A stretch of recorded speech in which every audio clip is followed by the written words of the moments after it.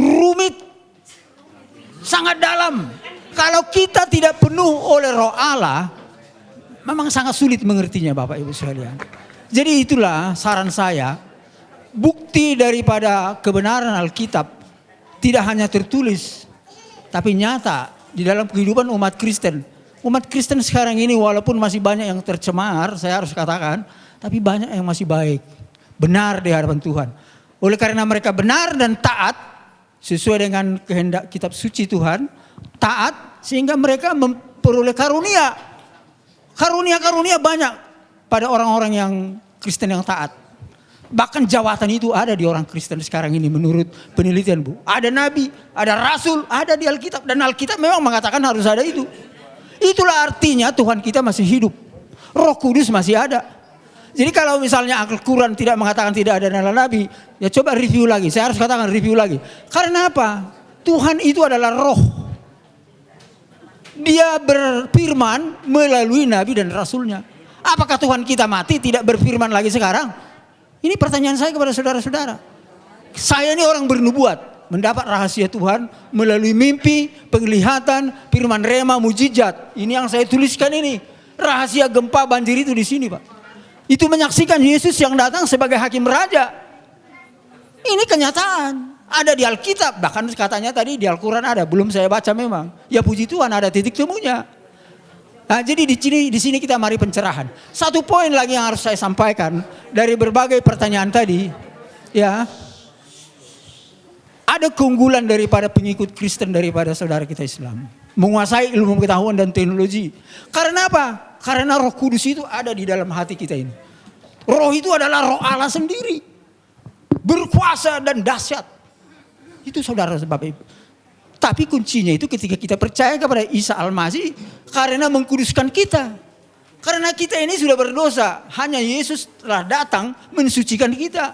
Sehingga kita bisa seperti gambar Allah. Sifatnya Allah. Benar saudara-saudara. Saya menjadi saksi di sekarang ini. Kuasa dukun itu gak pernah mampan kepada saya. Itu saudara-saudara. Bahkan saya menghancurkan kuasa iblis bisa.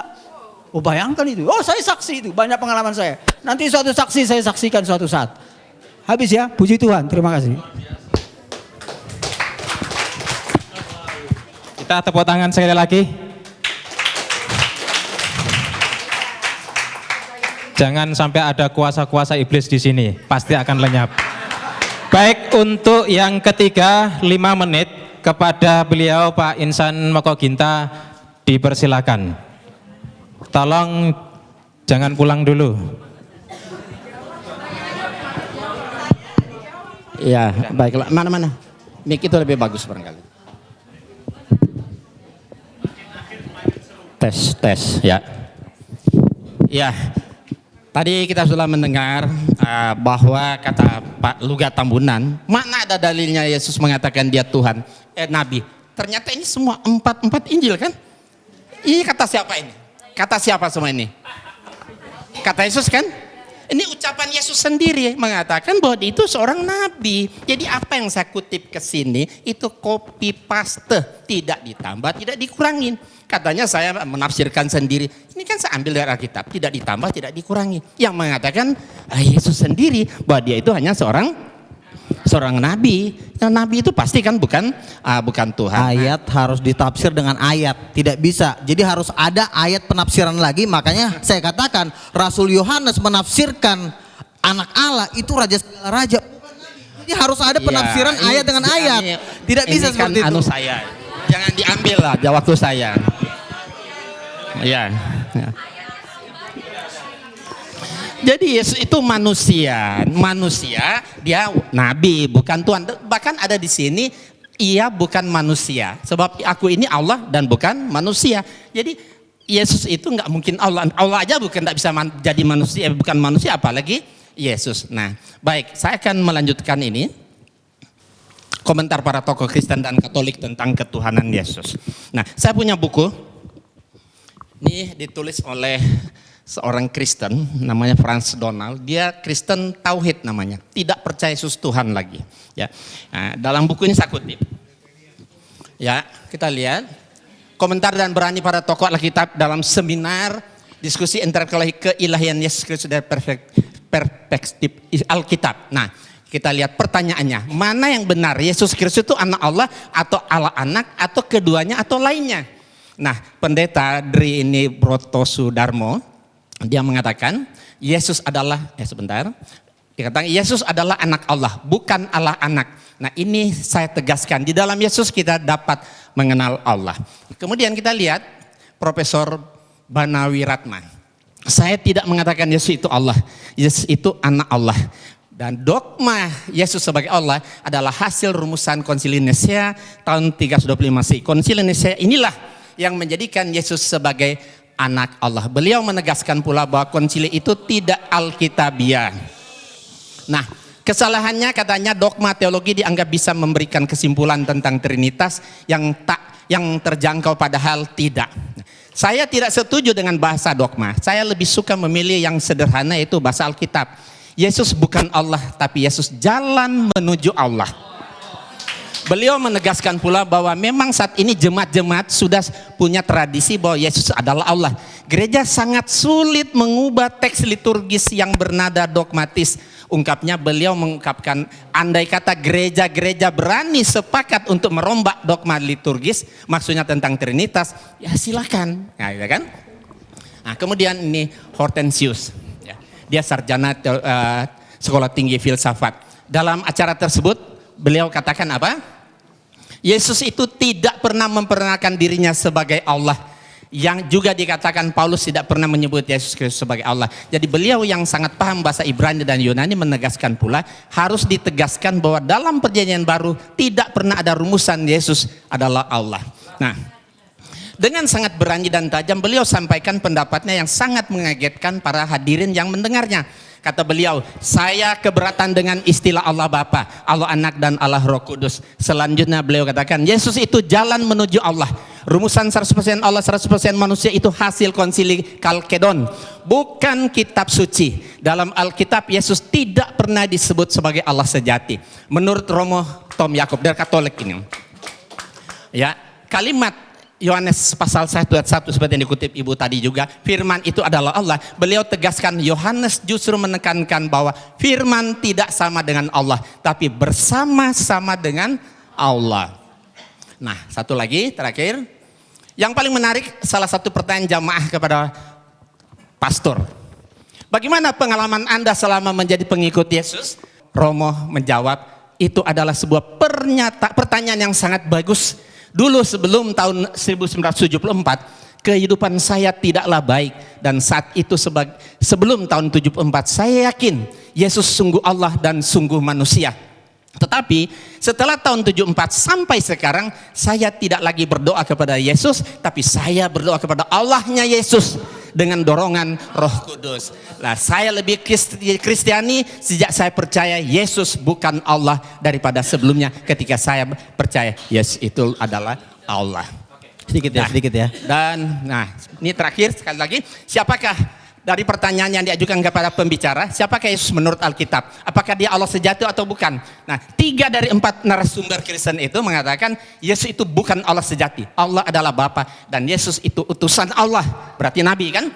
Yang menjadi jalan bagi manusia untuk menuju kepada Allah. Nah, rumusan Konsili Nicea tahun 35 mengatakan, ya, dogma Trinitas sudah waktunya ditinjau kembali atau dirombak atau bahkan ditinggalkan sama sekali. Gitu. Sedikit ya. Itu pendapat para pakar. Baik.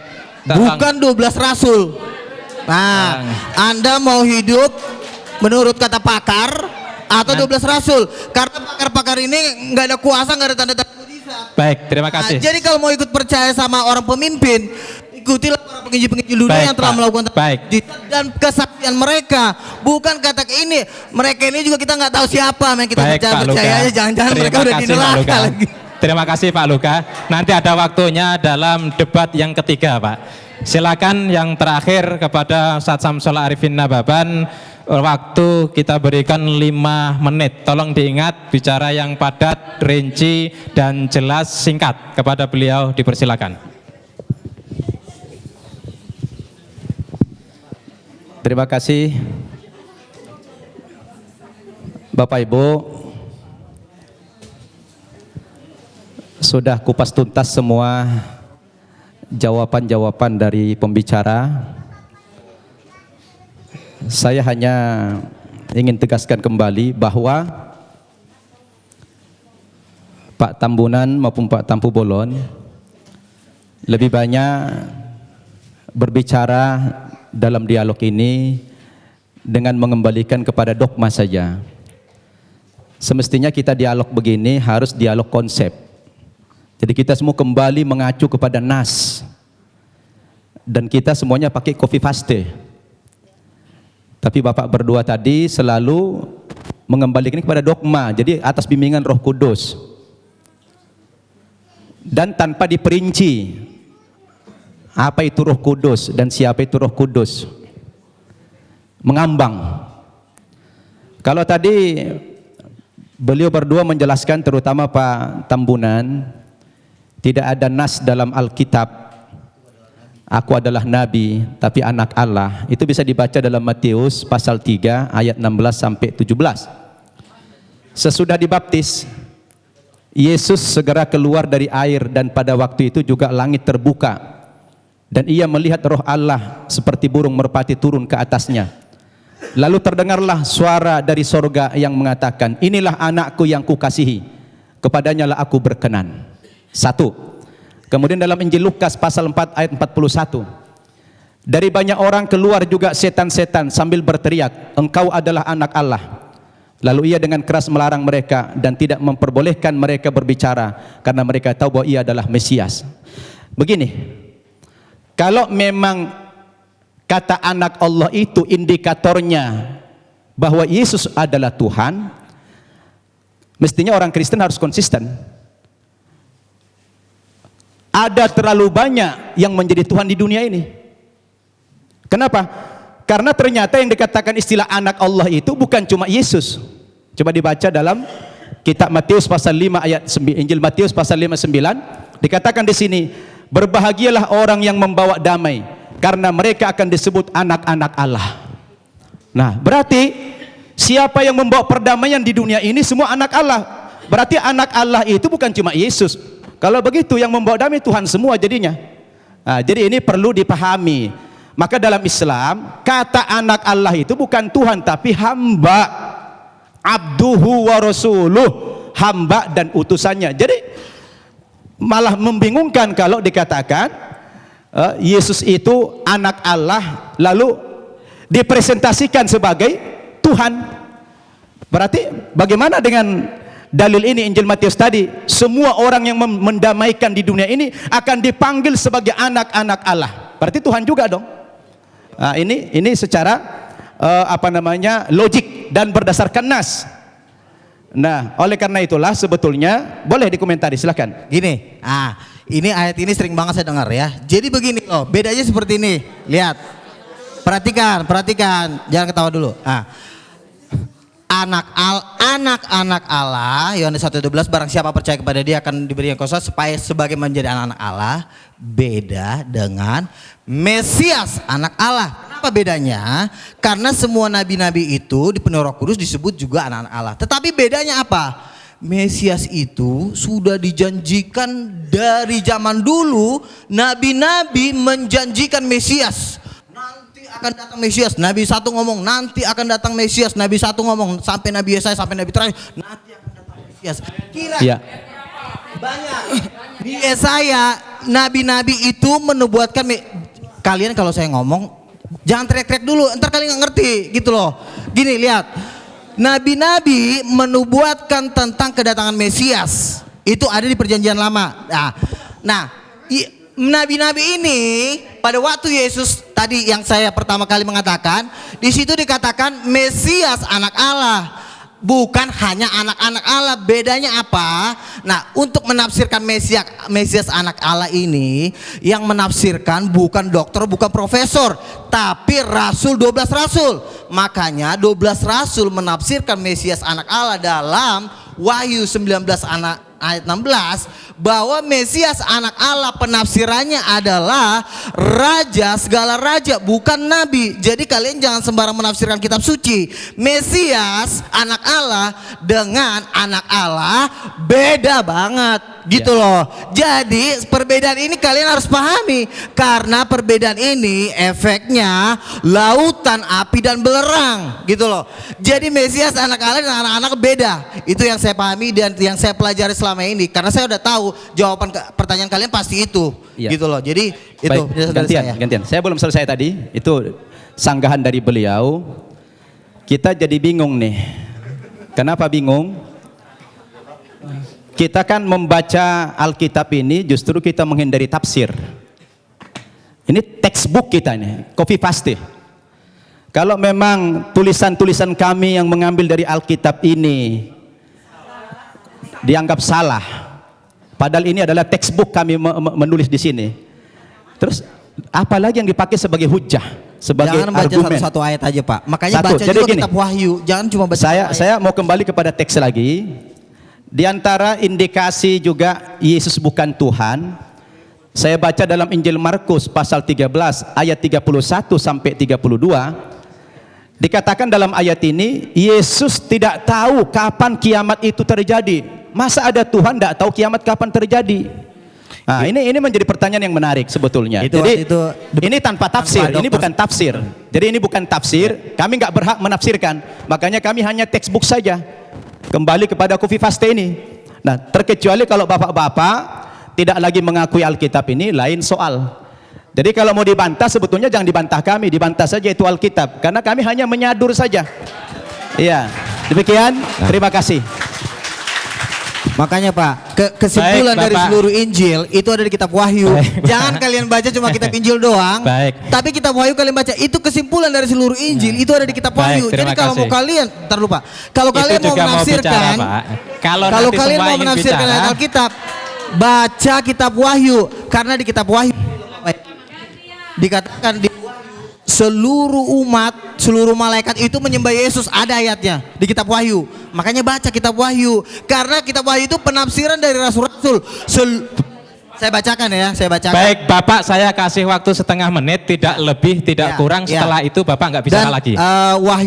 Wahyu Setengah menit ya, Pak, Wahyu ya? 5 ayat 11, maka aku melihat dan mendengar suara banyak malaikat di sekeliling tata makhluk-makhluk dan tua-tua, itu jumlah mereka berlaksa-laksa.